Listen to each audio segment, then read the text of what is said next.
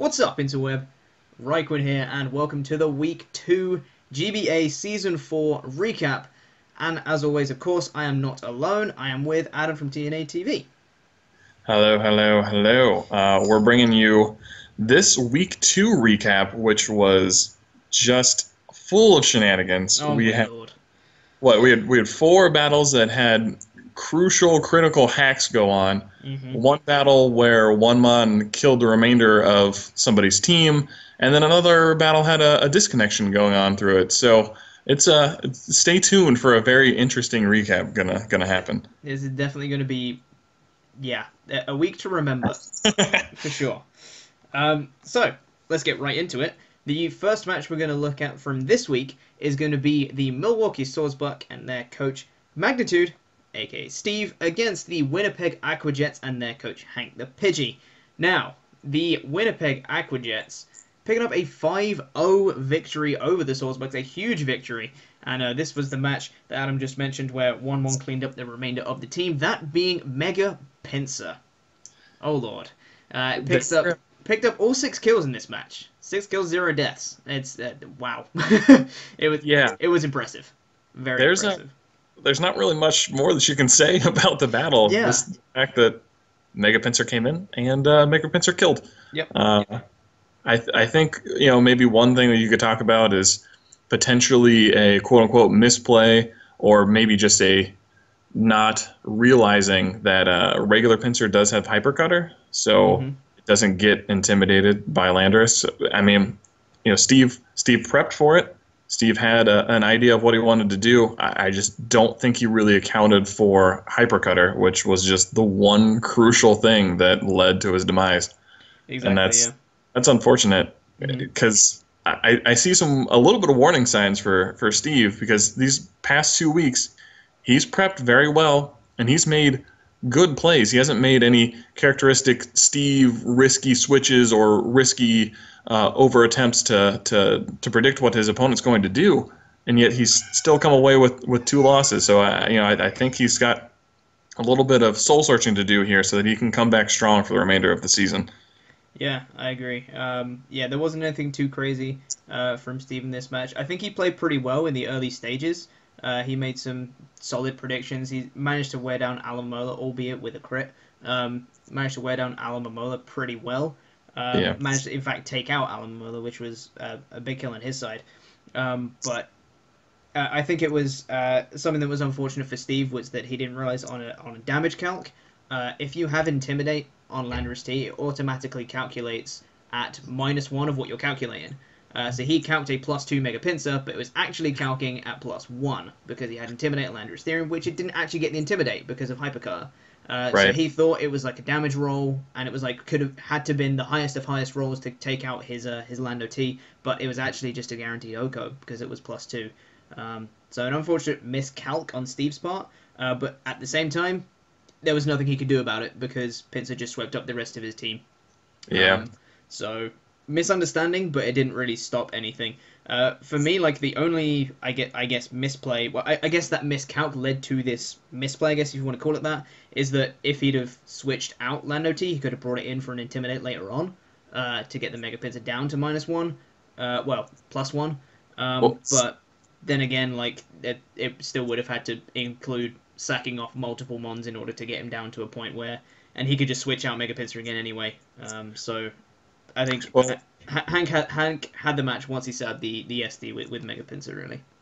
yeah. I mean, he also had needed to break the sub because you can't intimidate him on behind a sub. So I mean, Exactly. it was really good prepping by Hank to not only have the sub to block the intimidate, but also have the hypercutter. So before he got the sub up, he still wasn't intimidated. Um, Exactly. Yeah. And I would just say one little note, well, two little notes. One, I actually wasn't fully aware that it already encompasses the -1, so I don't really blame Steve that much. Um, and two, Latios does not learn Sucker Punch. Only my girl Latias does. So just throwing it out there. Um, Interesting note. I know. But with that, we will move on to the next battle, and that is the Long Island Red Rockies versus the Cincinnati Loud Reds.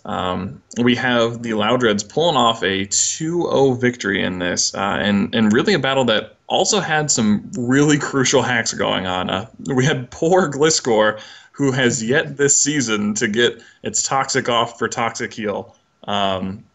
Because Nips got, I think in that battle, he got 10% chance flamethrower burns. Indeed. Which is pandemonium.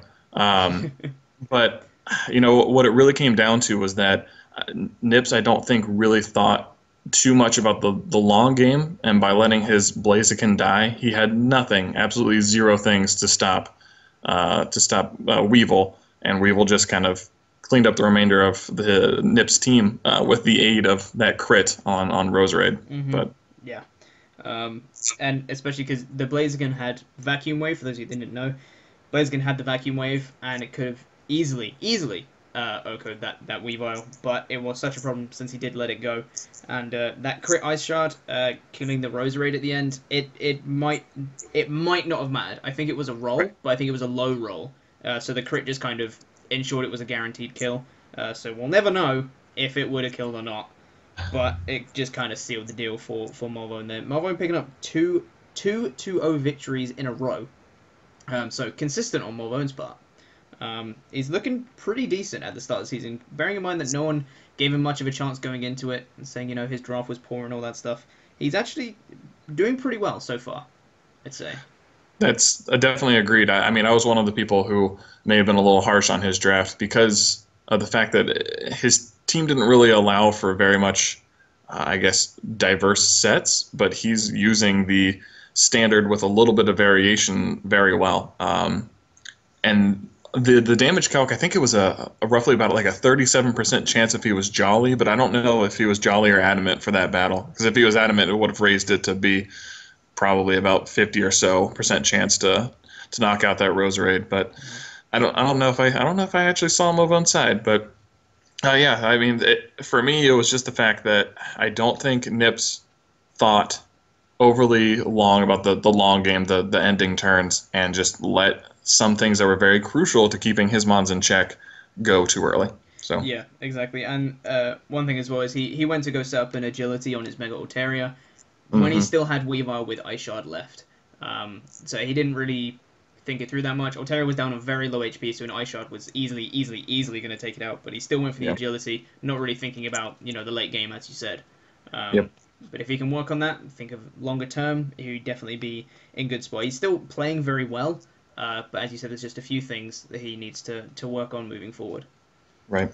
Bearing that in mind, we are going to move on to the third match of the week, and this one is the San Francisco Giants and gym leader Gio taking on the Real Marill and Mega Mogwai.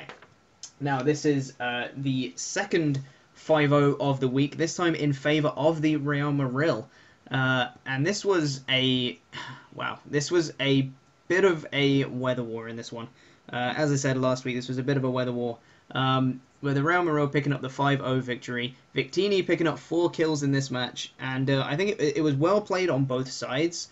Definitely. But there was an unfortunate DC in the middle of the match, and this may have mattered, it may have not. I'm not 100% sure on the roles on this one, but essentially, Tentacruel went for a Mirror Coat on Goodra after a Dragon Pulse, and right after that it DC'd. Before the DC, Gio got a low roll on the Dragon Pulse. After the DC, he got a higher roll on the Dragon Pulse, which meant Mirror Coat did more to his Goodra, which allowed Mega Lopunny to take it out with a high jump kick, which may or may not have done before the DC. So Right. It was a bit up in the air whether that mattered or not, but Acid Armor Goodra was spectacular. I was so happy to see that from Gio. I was like, yes! Acid Armor Goodra, love it. But unfortunately it didn't pull through in this match, but in the end they both played extremely well. Miguel played very well, bluffing the choice item on Victini. Just preserved what he needed to. The match was a lot closer than a 5-0 dictated, for sure, because there were definitely some moments when Gio was in control and he could have, taken the match or whatever, but Miguel managed to pull it back and picked up the 5-0 victory in the end, which just shows, I think, Miguel's playstyle of perseverance and, picking win conditions and showing exactly what he can do and the predictions he can make. Right. We went from somebody talking about somebody who maybe doesn't have the best grasp on the late game to someone who has one of the best grasps that I've ever seen of the late game in Miguel.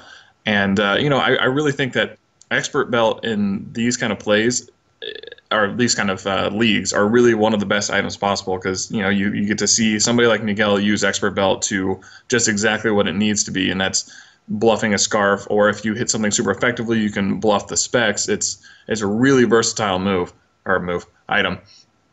This was a rematch of the preseason D League battle. I know that Gio really wanted to get this one so he can kind of get revenge for it. Unfortunately, it didn't go his way. Even though it was a 5-0, like you said, it did feel a lot closer. Although, for me personally, when I was watching the battle, it just seemed like Miguel had control pretty much from start to finish. Um, and on that roll variation for Gudra, I don't know if it mattered because Miguel wants me to tell you that his low pony was adamant. It's definitely adamant.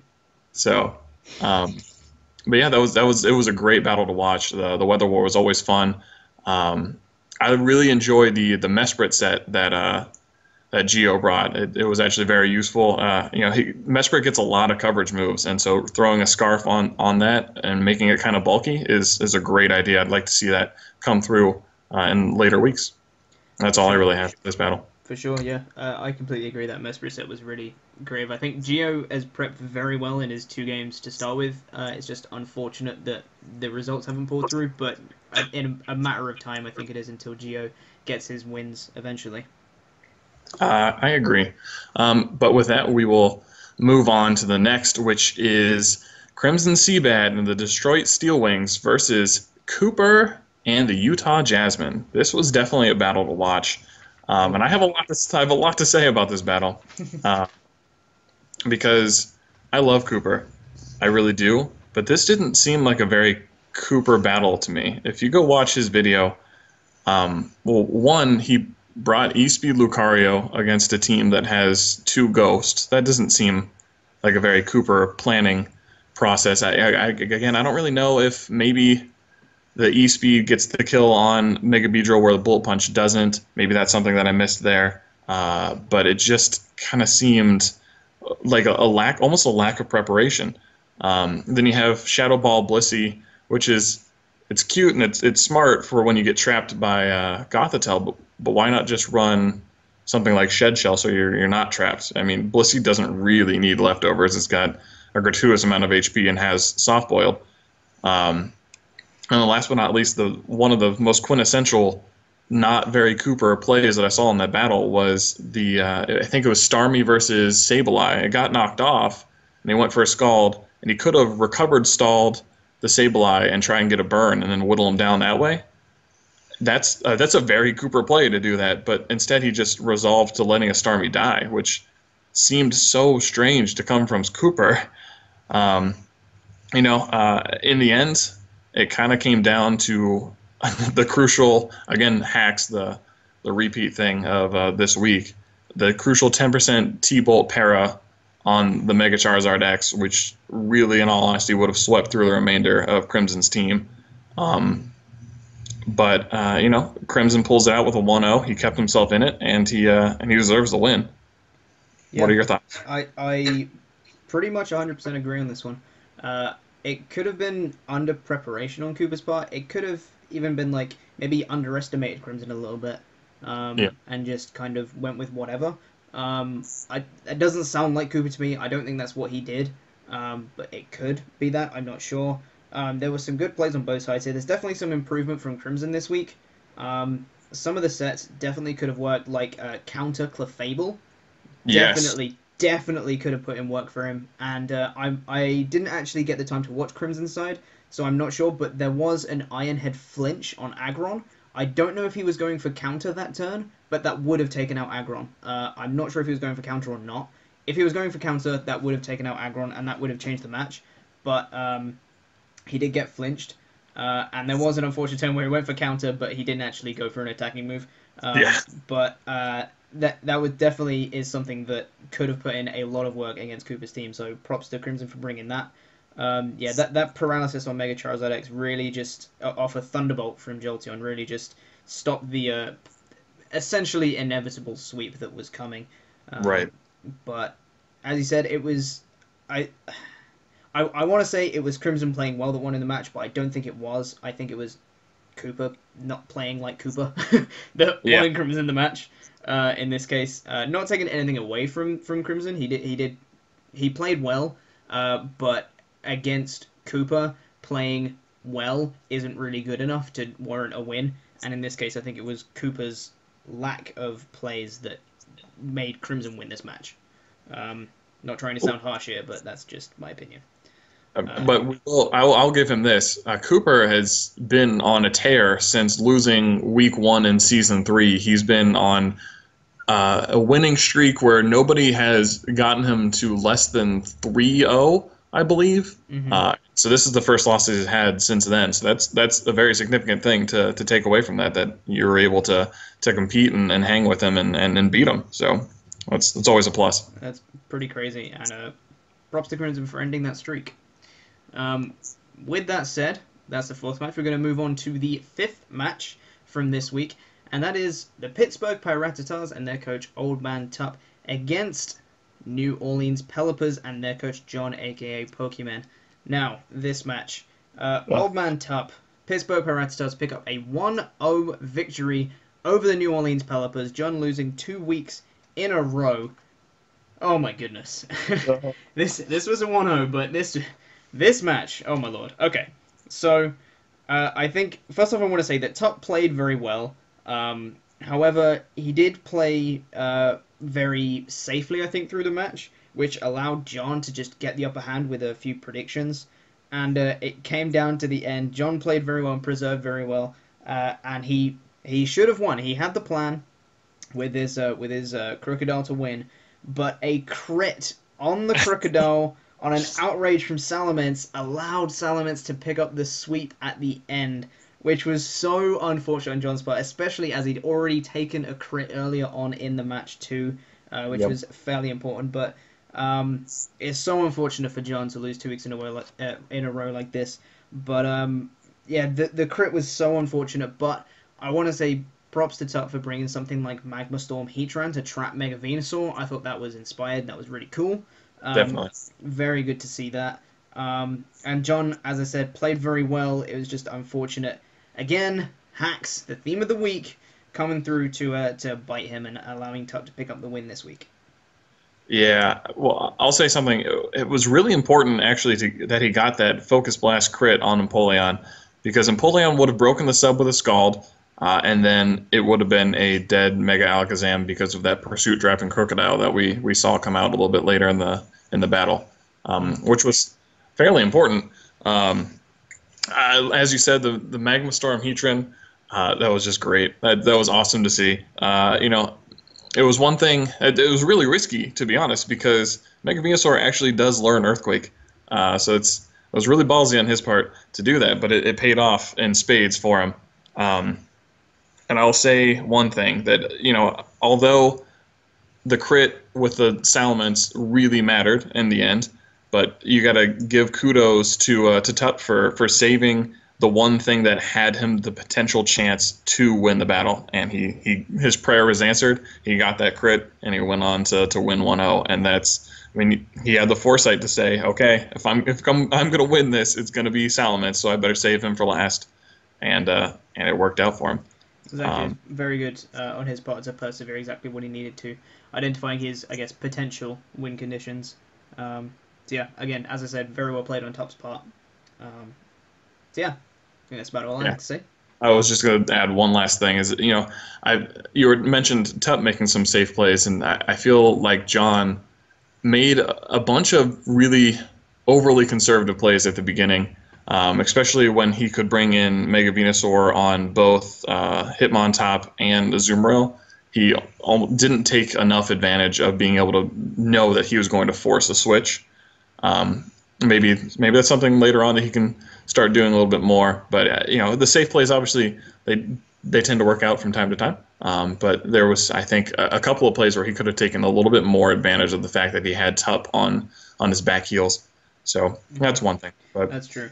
And one last thing I did want to say was Aurasphere was great on yes, it was. on the Raikou. That was good. I like that. Be able to take out the Mammoth Swine on the Switch. That was a great play on John's part.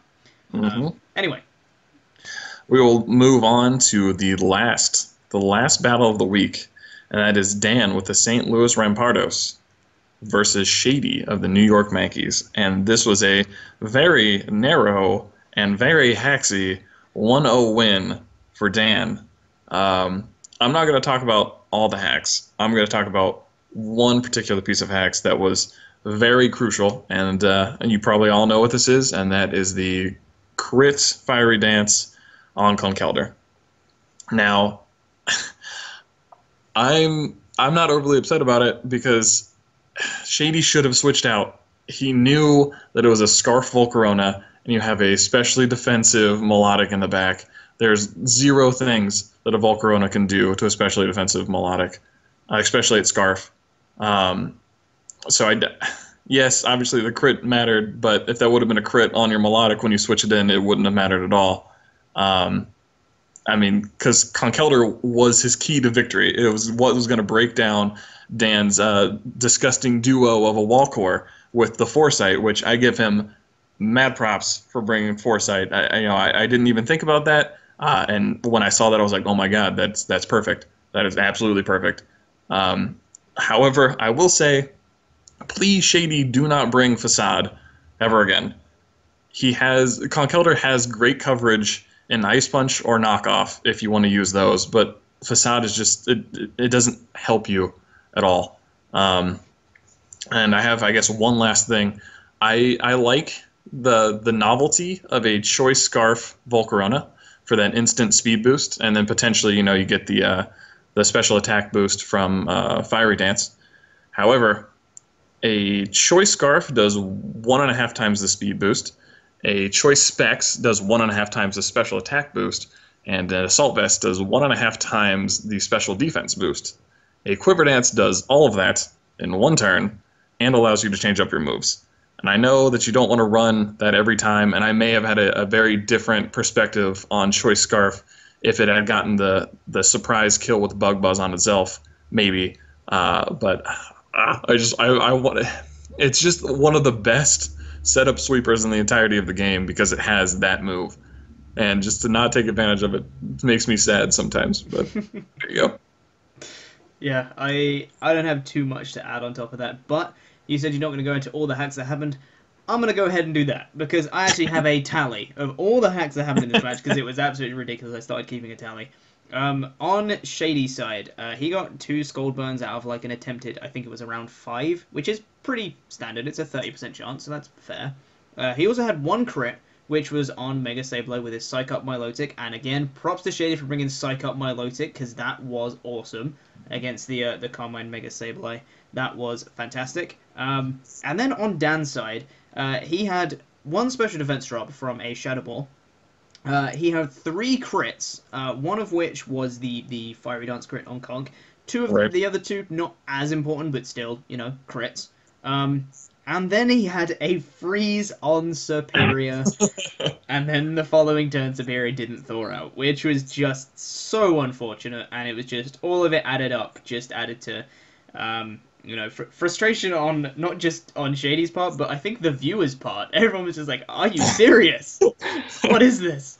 It's a very, very hacksy match, and Shady almost clawed it back at the end. He did play very well, and I give him massive props for his preparation in Foresight, Conkelder, and the other thing I was going to say, which I've now forgotten. Psych Up Milotic. Yeah, that's the one. Sorry, yeah. I give him huge props for bringing those because they again, to use your term from last week, they're safely innovative, is what I feel they were, and they were perfect against Dan. I also want to give Dan kind of props again for his team building too. It didn't actually work in the way I thought it would, but the fact that he brought a transform Mew, Yeah. I just wanted to see that. Yeah. Unfortunately, didn't get to use it, but the theory behind it, I guess, the ethos behind it was sound. To bring it in against a contrary boosted superior, and get off the transform. It could have worked, but it's unfortunate it didn't. And I think a lack of Sucker Punch on Shady's side, that could have really came through for him at the end of the match, especially. Lack of Sucker Punch was a bit... It's not Shady's fault, though, because he was a Choice Scarfed Honchkrow, and Right. having a Choice Scarf and Sucker Punch, it can seem a bit redundant, but it could have put in work for him this week. It was unfortunate that he just didn't have it, but again, I don't think that's particularly his fault, because you wouldn't expect to need to run Sucker Punch on a Choice Scarf Honchkrow. But Right. then again, a Choice Scarf Mew is quite common, and a Choice Scarf Mew outspeeds a Choice Scarf Honchkrow, so you could still expect that and run Sucker Punch anyway, but I'm not going to get into that. Very well played on Shady's side. I want to say props to him, but as you said, Dan picking up the 1-0 at the end there. Of all the week of hacks, the hacksiest battle goes to Shady versus Dan on this one. Most certainly. Yeah. So that is the 6 matches from this week. We are now going to go ahead and look at how this changes the league leaders for week 2. Never going to get around that name. The league leaders for week 2 in the GBA. Now, as we mentioned before, Mega Pinsir picking up 6 kills this week. All 6 kills. Obviously 0 deaths. Means it is now in the number 1 spot. 7 kills, 0 deaths. That's a +7 differential, and good lord, I think it just comes to show again how valuable Mega Pinsir can be in this format. It is insanely strong, and if you don't prep for it correctly, you will lose, pretty much. Yeah. Well, the real danger of Mega Pinsir is, and people underrate this, is you never really want to switch out on it because of the fact that if it gets a Swords Dance, it's pretty much GG. Mm-hmm. And so it can easily pick up those 1, 2, 3 kills a game because the Pokemon want to stay in to make sure that it's not getting up a Swords Dance and just picks them off. However, that wasn't the case right now because it got the Swords Dance up and got the 6-0 sweep. But that's the real danger is it can kill you in both ways, sweeping you or just picking you off, and it's so good. Exactly. Some of the strongest priority in the game with Quick Attack, with that area late boosted Quick Attack, is insanely strong. But anyway, moving on. You can take this one, I guess. This is a surprise for me to see this Pokemon up at number 2 at 6 kills and 0 deaths. Weevil of the Loudrids, had 4 kills this week, which was a very solid outing for it. It's got the speed, it's got the stab knockoff, it's got the stab ice priority. It's got a lot going for it. But I'm surprised to see it because I don't think it's really done overly well in past seasons. So. Yeah, definitely a somewhat of a surprise if you look at previous seasons. But if you take a look at its base stats and you see how powerful it is and how quick it is, it's not overly surprising as it can be, a late game sweeper. And if you let your Blaziken die, it can really sweep up your team. It's true. When you have a lot of ice weaknesses and you let your ice resist die, yes, it can sweep. Can definitely sweep up teams. So yeah, a +6 differential for Weavile. Moving on to spot number 3, we have Lucario of the Utah Jasmine. We have 5 kills, 1 death with a +4 differential. Lucario did pretty well this week. It picked up how many kills? I can't find the match now because I'm organized, guys. Organization 101. It got 2 kills, 1 death. I got it. Two. Got it. Got it, guys. Got two kills and 1 death, which is a solid outing. It's a positive differential to add on to what it already had. So it's a very solid outing. Managing to pick up a kill on Mega Beedrill with E-Speed, which is very nice, and also picking up a kill on Jolteon with Crunch, which again is unusual to see on a Lucario crunch, but Yes. who knows? That's what you get in the GBA. You Yeah, see those things where you wouldn't see them in standard play, really. exactly, and that's why the GBA format's so good. Or be making fun of someone for being low on the ladder and using crunch on Lucario. That's also a fun thing to do. Uh, So that I- is Lucario number 3. Moving on. I'm just gonna read the remaining ones because I think what we do is 1 through 3, and then we kind of have the other ones off to Pretty the much. corner. Yep. And then if you have anything you want to add to them, you just shout them out. But Yep. so we have number 4 Melodic at 5 kills 2 deaths. Number 5 Mega Lopunny at 4 kills 0 deaths. Number 6 another Real Moril member, Victini at 4 kills 0 deaths. At number 7 we have Chandelure with 4 kills 1 death. At number 8, we have the Pokemon who got 3 kills in the last week, Salamence, 3 kills, 0 deaths. And then we have the 2 wall cores for Dan coming in at 9 and 10, both at 3 kills and 1 death, which is, very, very impressive. Yep. Chansey Mega Sableye put it in the finest of work. And I think I actually said this in Around the Rhyhorn, which you should totally go watch if you haven't already. Is Shameless plug. Shameless plug. Saying that could you see Chansey and things like Forretress and Chansey still being in the league leader race? Sure. I mean, if you look at Dan's team, Chansey has been the thing, and Mega Sableye are things that are picking up the kills for Dan's team. Definitely. I don't see why that can't carry on if he plays it right. And knowing Dan, he can play it right. So I don't see why Chansey and Mega Sableye can't carry on to be, top 10 contenders as the season moves on. When you bring counter Chansey, you always have a chance to get 1 or 2 kills each battle. So you have a Chansey to get 1 or 2 kills a battle. Get out. Okay. Out right now. I will leave now. The rest of this this recap will just be Adam. Okay. Yep. Well, and I guess we're done here. No, we're gonna move on to the season 4 standings now that we've gone through the league leaders, right, Quinn? League leaders. League leaders. We'll start with the Sinnoh Conference, and as you see, we have corrected the divisions within the conferences. Now we have the Diamond Division in the Sinnoh Conference, and the leader for that right now, only by differential, is Cooper with the Utah Jasmine, followed semi-closely by the Detroit Steel Wings by Crimson Seabad, and then bringing up the rear is the New Orleans Pelipers, who is always very surprising to see there down at the bottom. But it's still anyone's race, as the leader is only 1-1 with a +5 differential, and the lowest person's 0-2 with a -2 differential. So it's still actually a very, very tight race there. Agreed. Moving on to the Pearl Division in the Sinnoh Conference. Up at the top with 2 wins, 0 losses, with a +6 differential is the St. Louis Rampados. Dan, he picked up a big win over, inter-division rivals, I guess, New York Yankees, who are in second place in the Pearl Division with 1-1 with a 0 differential. And picking up the rear is the Pittsburgh Piratas, 1-1 with a -5 differential. So a fairly large gap in terms of differential from place 1 to place 3, from a +6 to a -5. And Dan, the clear winner in this one with 2 wins, 0 losses so far. As I said, a big win over inter-division, a win over inter-division teams is huge.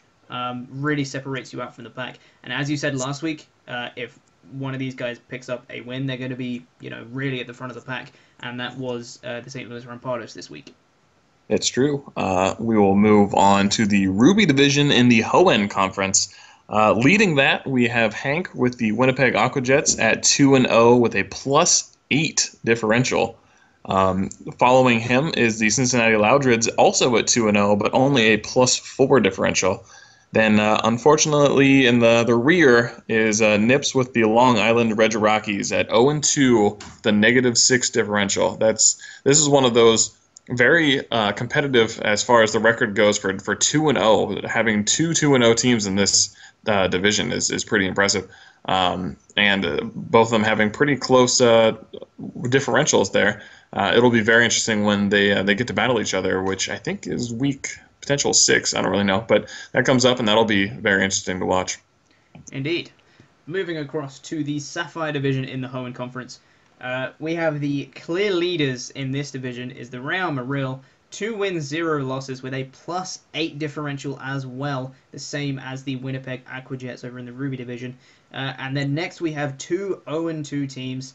In second place we have the Milwaukee Salzburgs 0-2 with a -7 differential.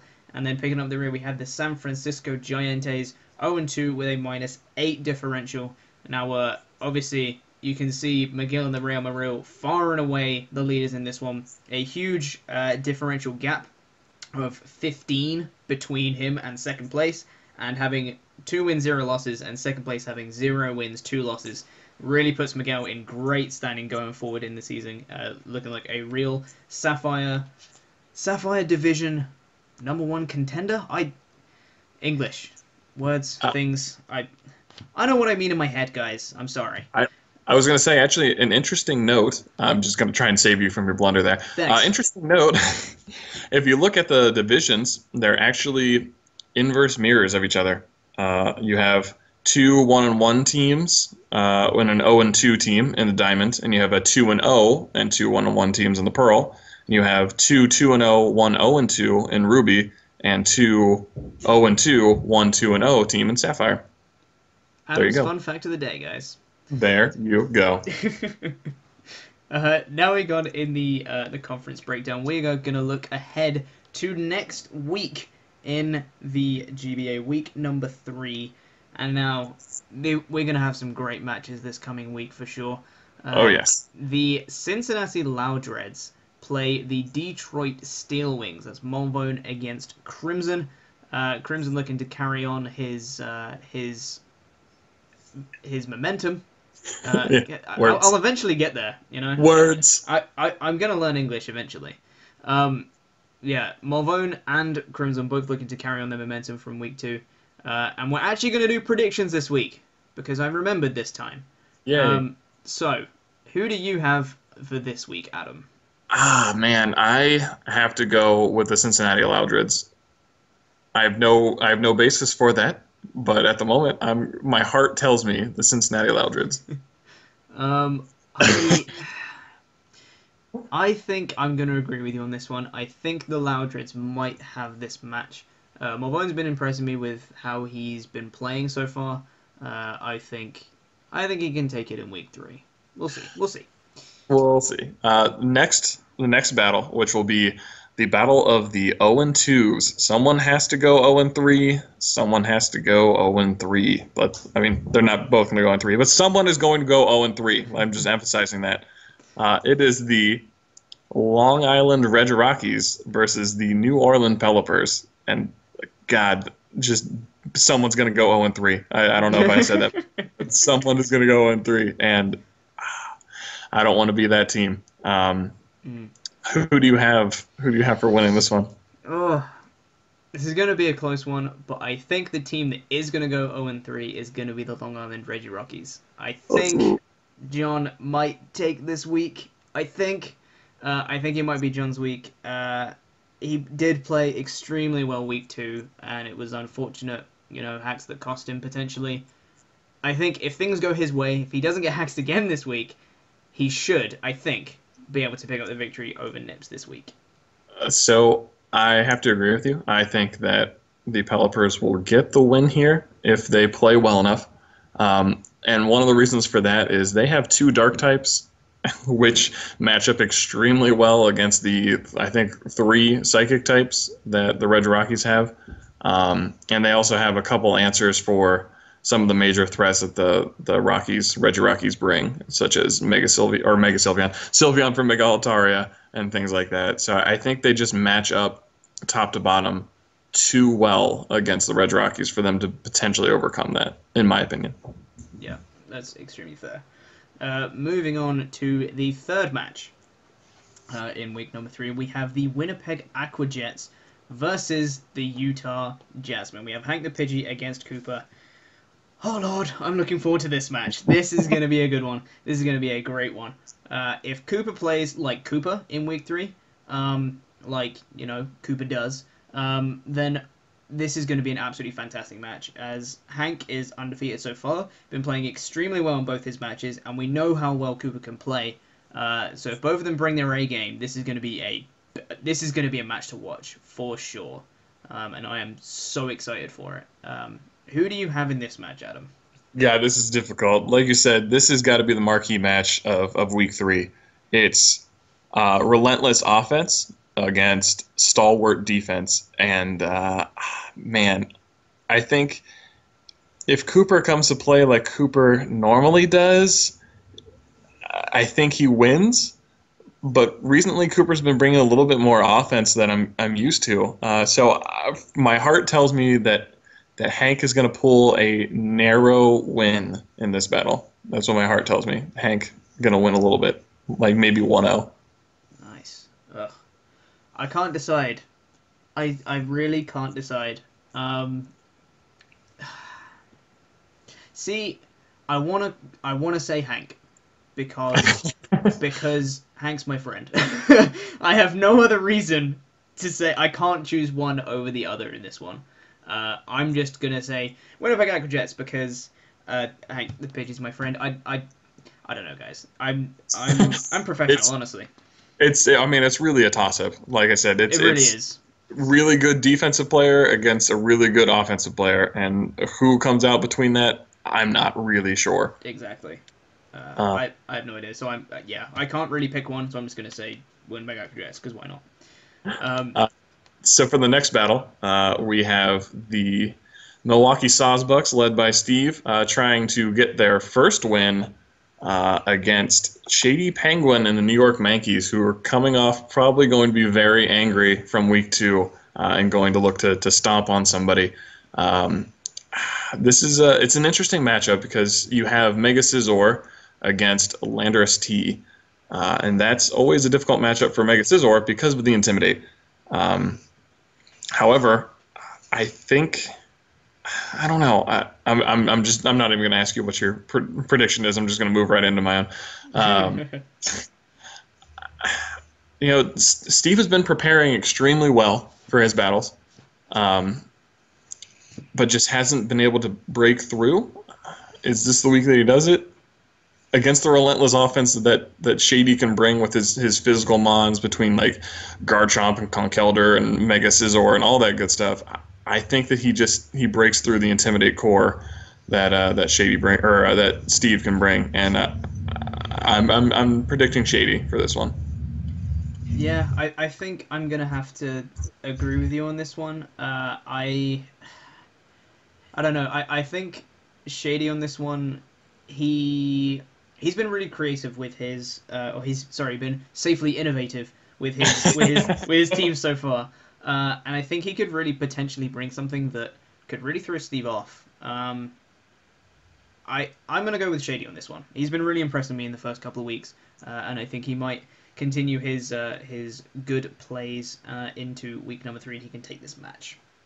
One of these days we're going to have to disagree, by the way. I know, but I don't think the time is now.